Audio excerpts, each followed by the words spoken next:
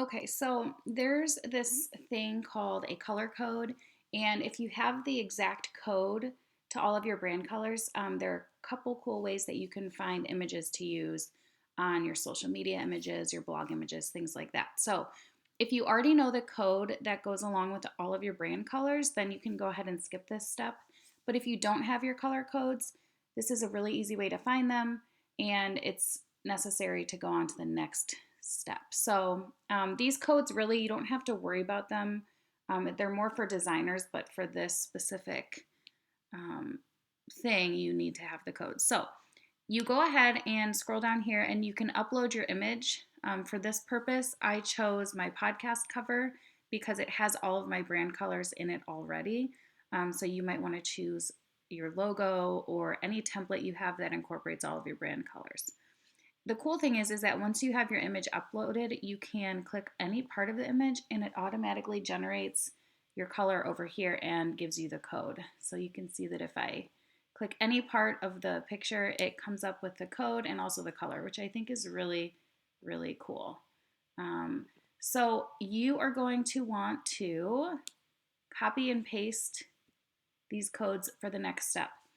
This website is imagecolorpicker.com, so that's where you'll start. And then once you have the codes, you're going to go to this website called tineye.com, and this is where you can search images by your brand colors. And I found a couple other tools that were similar to this, but I like this one specifically because all of the image results are ones that you can download for free, and there aren't copyright infringement things happening when you download them. They're all coming from Flickr, which is kind of like a website where you can get royalty free images, kind of like Pixabay, things like that.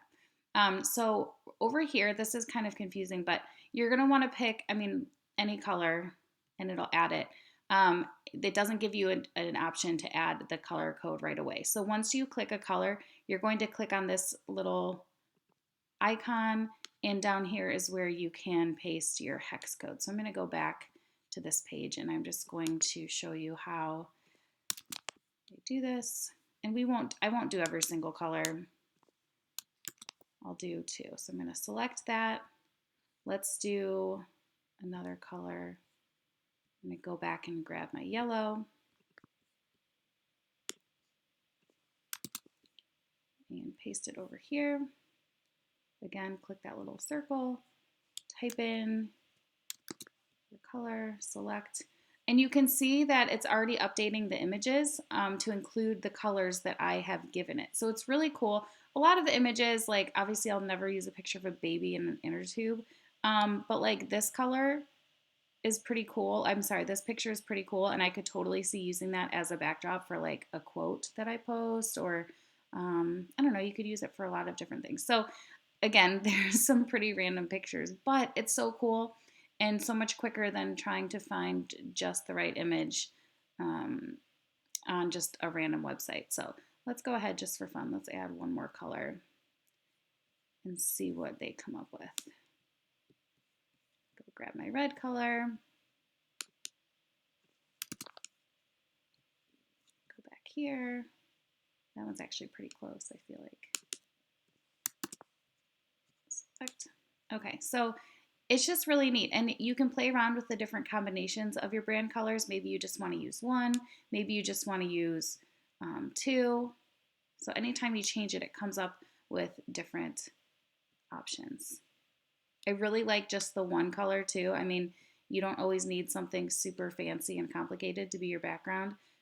So yeah, this is just a really cool thing to play around. And then once you find a picture that you want to keep, I don't even know what this is. You're going to click on it. It takes you to Flickr, and from here you can just download it to your computer using this little